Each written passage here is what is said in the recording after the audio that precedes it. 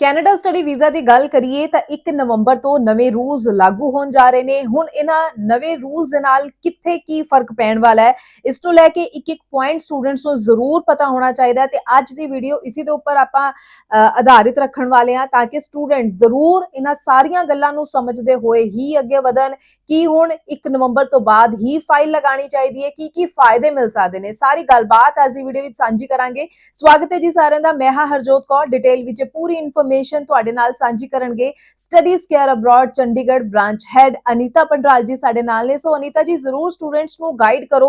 ਇਹ ਜਿਹੜੇ 1 ਨਵੰਬਰ ਤੋਂ ਕੈਨੇਡਾ ਸਟੱਡੀ ਵੀਜ਼ਾ ਨੂੰ ਲੈ ਕੇ ਰੂਲਸ ਅਪਡੇਟ ਹੋ ਰਹੇ ਨੇ, ਨਵੇਂ ਰੂਲਸ ਆ ਰਹੇ ਨੇ ਤੇ ਇੱਥੇ ਸਭ ਤੋਂ ਵੱਡਾ ਸਟੂਡੈਂਟਸ ਦਾ ਵੀ ਇਹੀ ਸਵਾਲ ਹੈ ਕਿ ਕੀ ਹੁਣ ਅਗਰ ਫਾਈਲ ਲਗਾਣੀ ਹੈ, ਅਪਲਾਈ ਕਰਨਾ ਹੈ ਤਾਂ 1 ਨਵੰਬਰ ਤੋਂ ਬਾਅਦ ਹੀ ਅਪਲਾਈ ਕਰਨਾ ਚਾਹੀਦਾ ਹੈ। ਔਰ ਦੂਸਰਾ, ਇਹ ਜਿਹੜੇ ਨਵੇਂ ਰੂਲਸ ਨੇ ਹੁਣ ਇਸ ਦੇ ਨਾਲ ਕੀ ਫਰਕ ਪਏਗਾ, ਸਟੂਡੈਂਟਸ ਨੂੰ ਇਸ ਦੇ ਨਾਲ ਕੀ ਫਾਇਦਾ ਰਹਿਣ ਵਾਲਾ ਹੈ, ਇੱਕ ਪੁਆਇੰਟ ਦੀ क्लैरिटी जरूर आज की वीडियो जरिए तुसी स्टूडेंट्स दे नाल सांझी करियो जी।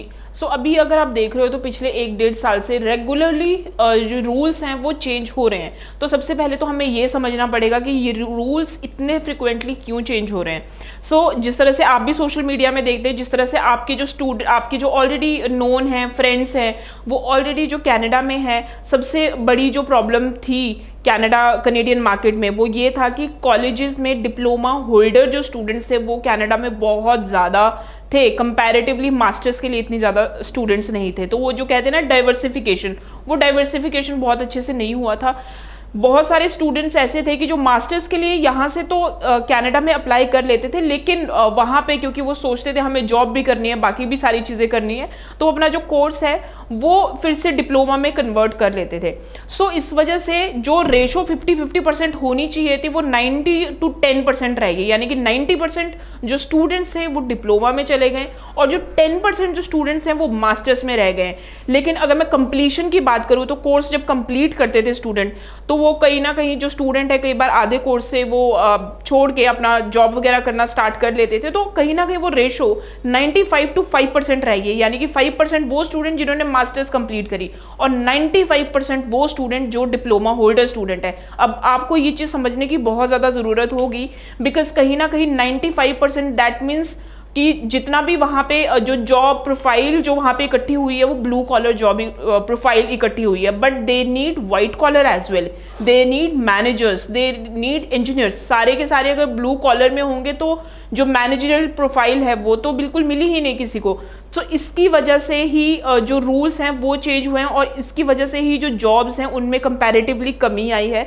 बिकॉज अगर मैं बात करूँ तो ब्लू कॉलर की जॉब में कहीं ना कहीं बहुत ज़्यादा ये था कि जॉब्स लोगों को मिल नहीं रही थी बिकॉज कैंडिडेट्स बहुत ज़्यादा थे। लेकिन अगर मैं बात करूँ वहीं पे वाइट कलर जॉब्स की थी, बट स्टूडेंट जो थे वो एलिजिबल नहीं थे। तो इन्हीं चीज़ों को करके जो गवर्नमेंट ने जो रूल्स टाइम टू टाइम वो चेंज कर रहे थे और आपने देखा भी है कि now they are promoting masters. वो मास्टर्स को प्रमोट कर रहे हैं सिर्फ इसीलिए कि उनके पास जो ये वेरिएशन हो वो एटलीस्ट 50 to 50% हो, सो दैट जो जॉब है वो स्टूडेंट्स को इक्वल मिले। और कहीं ना कहीं स्टूडेंट्स को अकोमोडेशन की भी प्रॉब्लम थी। लेकिन अब ये जितने भी रूल्स एंड रेगुलेशन हैं ये उन स्टूडेंट्स के लिए जो एग्जिस्टिंग वहाँ पे हैं, जो एग्जिस्टिंग जिन्होंने अपनी स्टडी कंप्लीट कर ली है, जो वर्क परमिट में है या फिर जो पीआर के लिए स्ट्रगल कर रहे हैं। लेकिन जो स्टूडेंट आज अप्लाई करेगा तो वो आई एम श्योर 2025 इनटेक के लिए जाएगा। ये जो क्लीननेस हो रही है ये उन स्टूडेंट्स को बहुत अच्छा फ़ायदा देगी जो कि 2025 और 2026 इनटेक को चूज़ करेंगे। बिकॉज इस तरह का जो मैं कहूँगी कि इस तरह का पूरे मेरे ख्याल से 15 से 20 साल में कभी भी कनेडियन मार्केट में इस तरह सा डिप कभी भी नहीं आया। ये डिप इतने सालों के बाद अभी आया बिकॉज दे ऑल्सो नीड कि जो स्टूडेंट्स आए उनको अकोमोडेशन की भी दिक्कत ना हो और उनको जॉब्स मिले।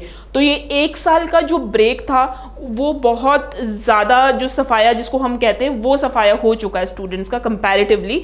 सो अब अगर 2025-2026 इनटेक के लिए आप अप्लाई करते हो तो आई वुड से कि आप लोगों के पास बहुत अच्छी अपॉर्चुनिटीज़ होगी।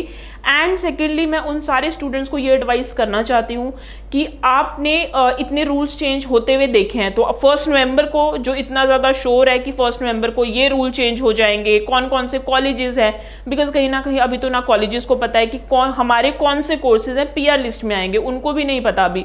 तो 1 नवंबर के बाद ही आप वीज़ा फाइल लॉन्च करें, बिकॉज 1 नवंबर के बाद आपको क्लियरली पता चलेगा कि अब क्या रूल है और आपको किस हिसाब से जाना है।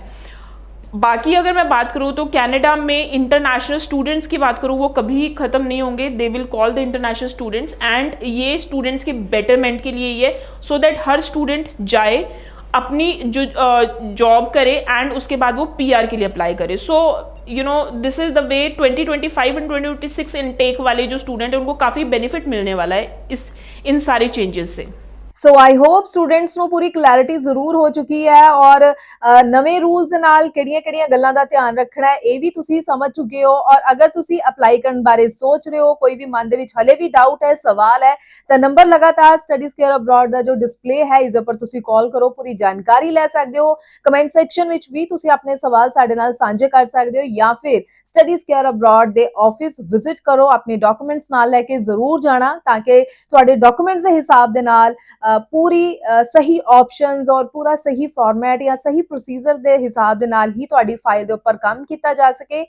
बहुत बहुत थैंक्स अनीता जी, ये पूरी इन्फॉर्मेशन तुसी स्टूडेंट्स दे नाल सांझी कीती है. अगों भी असीं स्टूडेंट्स लई इसे तरह नाल होर इन्फॉर्मेटिव वीडियोस लेके आंदे रवांगे. फिलहाल ही दिओ जी इजाजत.